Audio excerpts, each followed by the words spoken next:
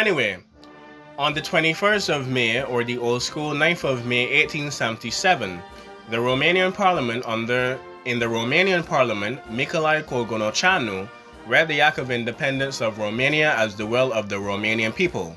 So a day later, on the 22nd of May, the old school 10th of May 1877, so like a week and some behind, the act was signed by Prince Carl I.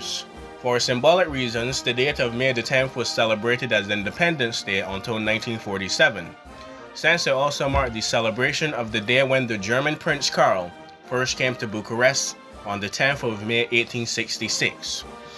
So after the declaration, the Romanian government immediately cancelled paying tributes to the Ottoman Empire, which was equivalent to 914,000 lei, or $1 million, and the sum was instead given to the War Ministry. Initially, before 1877, Russia did not wish to cooperate with Romania, since they did not really wish for Romania to participate in the peace treaties after the war.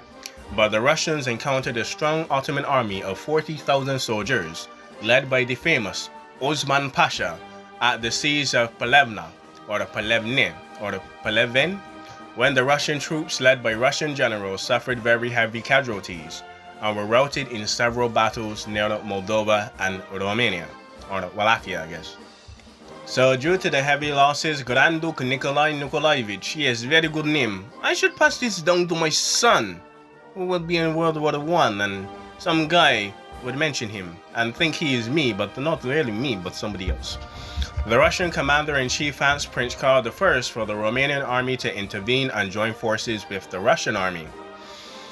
Prince Carl accepted the Duke's proposal to become the marshal of not only the Russian troops, but in addition to the command of his own Romanian army, thus being able to lead the combined armed forces of the conquest of Plevna and the formal surrender after heavy fighting of the Turkish general Osman Pasha. So the armies won the Battle of Gavista and Rohova, and on the 28th of November 1877, the Plevna citadel was capitulated. Say that 4 times fast. I did. And Osman Pasha surrendered the city, the garrison, and his ceremonial sword to the Romanian colonel Mihail Korochez and the Russian divisional commander Ivan Ganetsky.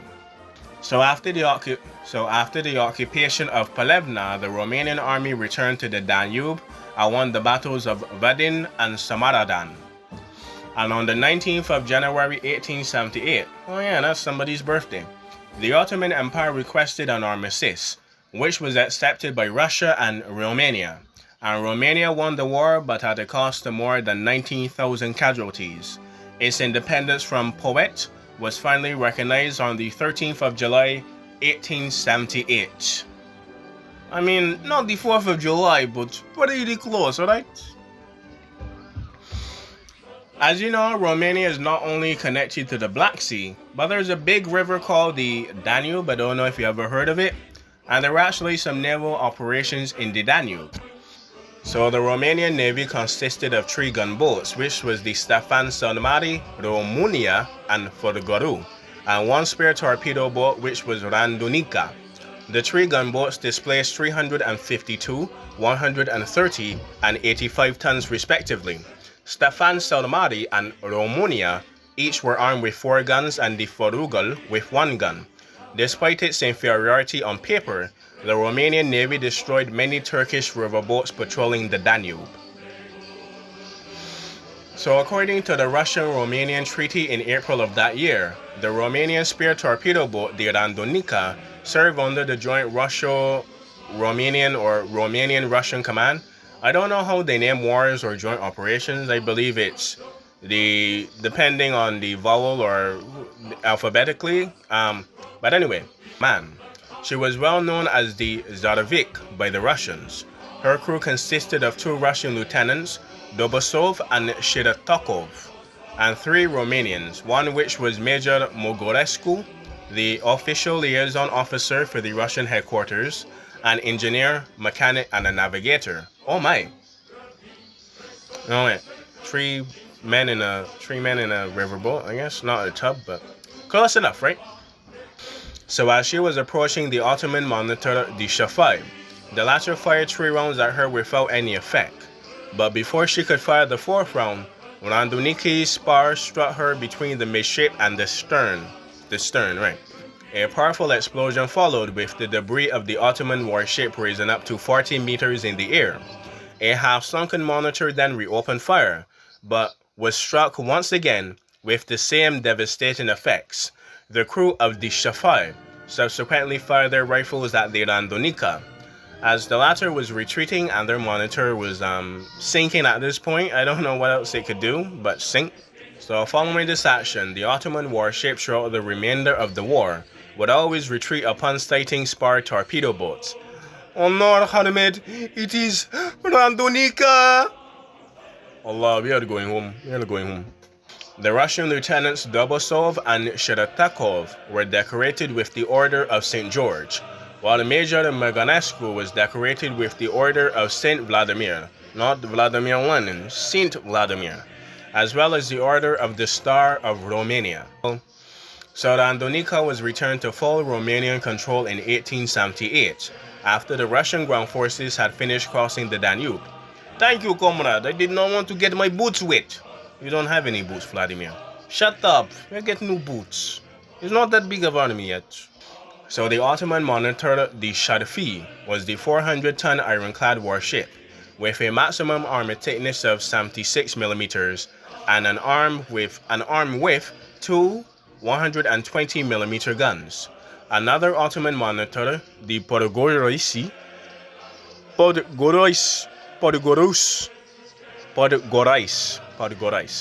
was shelled and sunk by Romanian coastal artillery on the 7th of November 1877. Thank you, Cockerel.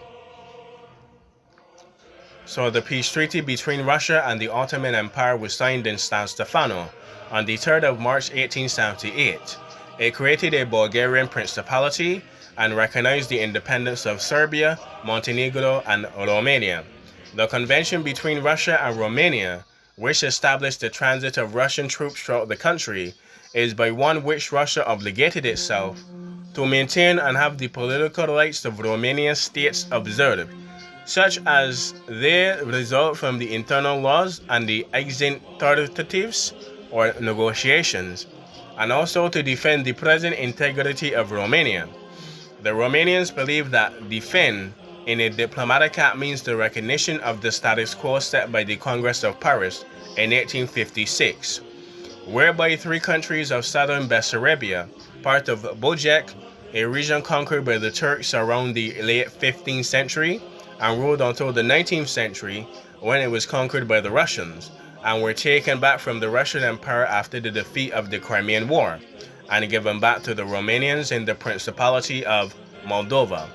The Russian Empire never wanted to maintain and defend the integrity of the Romanian Principality.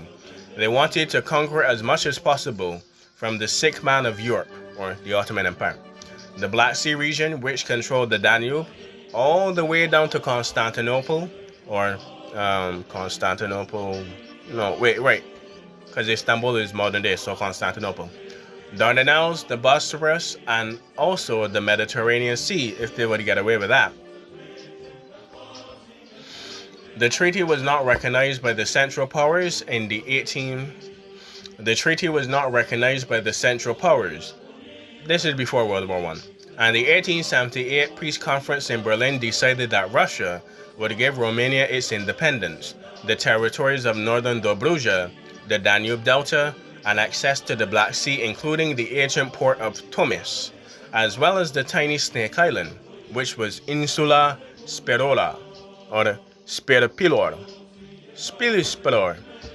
But Russia would nevertheless occupy a so-called compensation, the old Romanian counties of southern Bessarabia, Kalul, Bulgarad, and Izmail, which by the Treaty of Paris of 1856, after the Crimean War, which would include Moldova.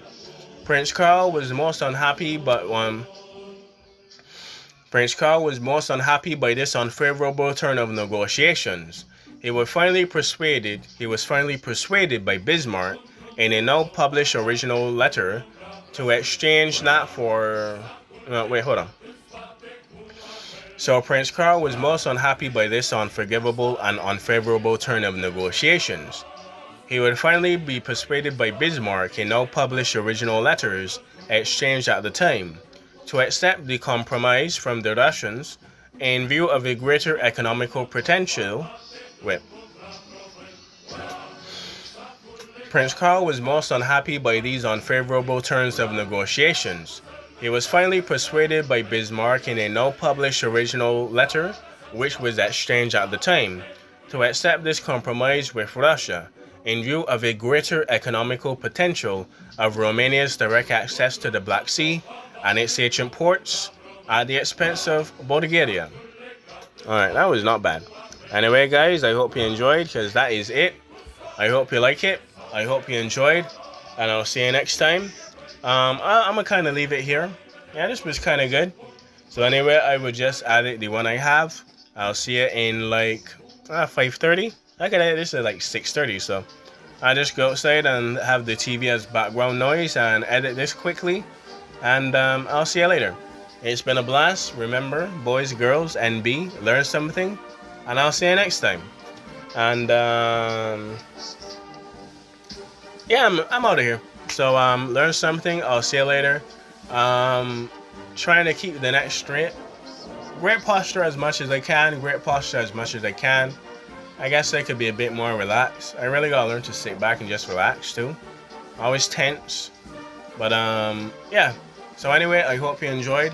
I hope you learned something, and I'll see you next time. This has been another exciting episode of I record whatever the heck I want, whenever the heck I want, but every day until, well, boys, girls, NB, they finally call. So till next month, I guess. So it's not when I want, probably every day. Might be short, might be long. I do like short wars and videos on concepts, and then Friday to Saturday, the big boy stuff. So big campaigns, big epic battles, and even some Cold War communist stuff. Battle. Anyway, I'll see you later. Learn something. Bye bye. Tomas and others at the expense of Bulgaria, which will never have attention anywhere at all. Anyway, guys, I hope you enjoyed. I do not know why this is 30 minutes long. I do believe I would do from... I'll do over the aftermath one more time, but I think that's pretty much it. I don't want to do any more, but that was actually pretty good. Anyway, guys, I hope you enjoyed. I hope you learned something. I'll see you next time. It was a blast, and I guess we're finally on the road, so let's make some bangers. So today,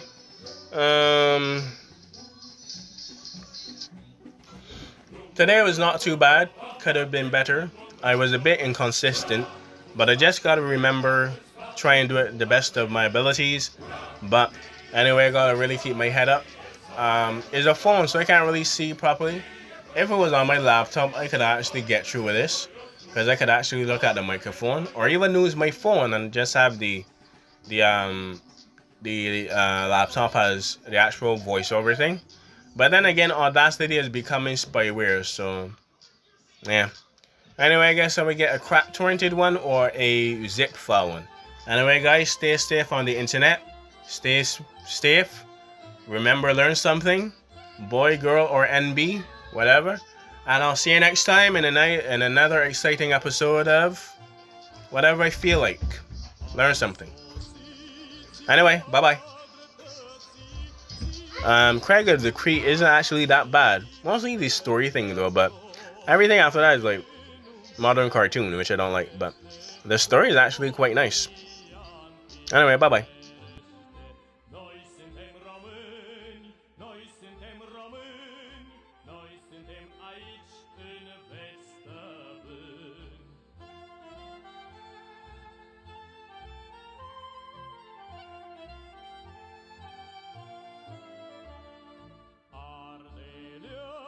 Copii